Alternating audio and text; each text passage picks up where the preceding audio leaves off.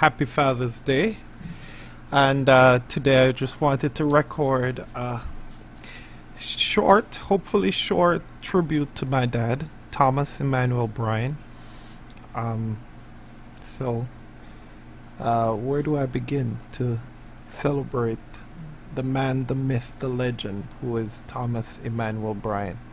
So, let me start with my early experience with my father. I think my earliest memories of my father are of him helping me breathe at night. As a young child, I had difficulty breathing, have asthma, seasonal allergies, all of that, and I can remember my dad getting up at night to make sure that I was breathing. No idea what he would do, whether it's the different teas and all of those concoctions to keep me alive. So I appreciate that, Daddy, for keeping me alive in those early years. No idea what you had to do. Um, I know I was born close to the 1980s, conflicts in Jamaica, and know you had to make some difficult decisions to protect your family. So, and you don't really talk about a lot of that, but I appreciate that. So that's one. And then one area that I like is when um, you used to take us to your workplace, Elliston Road, police station. I spent so much years there. I can still remember that picture with you as a young young mechanic slash handyman for the police officers. And I know that you probably endured a lot of grief growing up in Waterhouse with a father who worked for the police. Wasn't easy, but somehow you did it. You're able to retire after working one stable job for I think over 30 something years.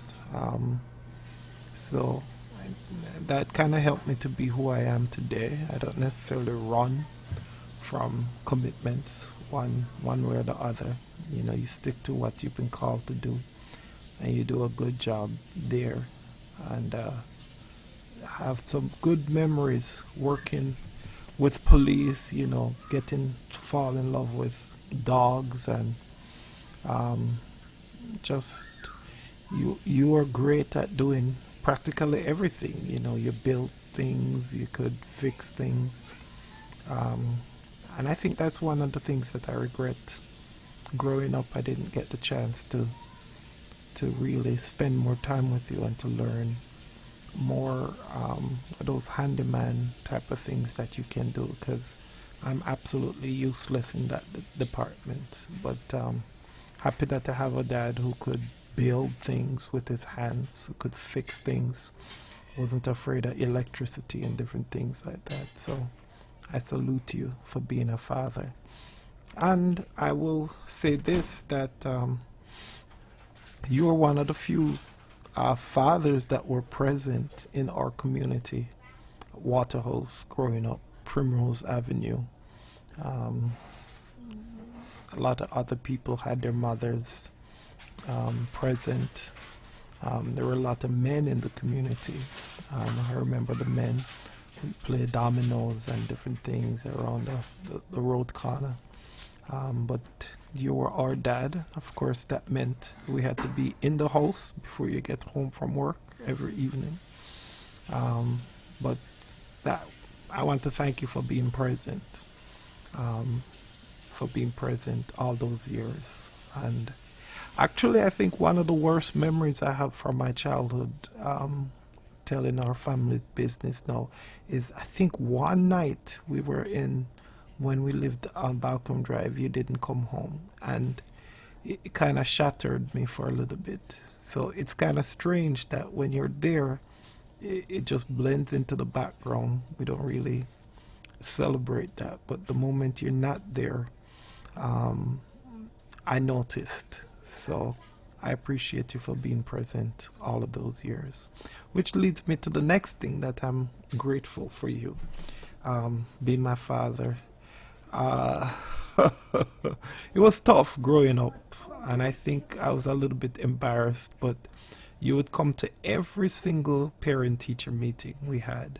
And I think I try to do that with my kids now. I try to be present for all doctor's appointments, every parent teacher meeting. I'm there. I go a little bit beyond. And I saw you do that. You would talk to every single teacher. Uh, Even though I was doing well in school, you talked to every single one of them. And you also talk to everybody. So from the groundskeeper all the way up, the security guy, the women in the kitchen.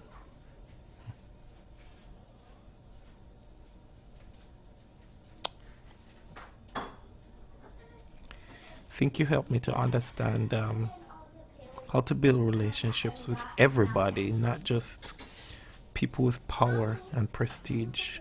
Um, so I appreciate that. Couldn't do anything at Calabar without people seeing it, you know. So the lunch lady knew who I was, knew who my father was, the vice principal, everybody, because you talk to everybody. And growing up, it was embarrassing. Um, Riding your bicycle to school on Fridays to give me lunch money. It's kind of embarrassing. Um, Especially when I had friends whose parents drove Benz and Bimmers and all of these things. But I want to thank you for being present, um, for being present. So that's something I salute you for. I kind of talked about a couple of the things because you talk a lot as a father. Very embarrassing when I was growing up, but here I am, your son, and recognizing that that's just a part of the family tradition. We talk a lot, and yeah, my father. I know you're not an educated man, but you're a very intelligent person, and you have leadership qualities that allow you to rise to the top. Doesn't matter what area you're in. Um, so I know you were able to, be on the radio, do different gospel presentations. Very proud of you for that. And you kind of helped me to see, even though I have degrees and I'm educated now, a lot of what I do comes from you. The boldness to speak and not be afraid to say what I have on my mind. I learned that watching you as a child growing up and seeing how you wouldn't be afraid to speak in any audience. And I appreciate that. So, and that's the leadership that I learned from you.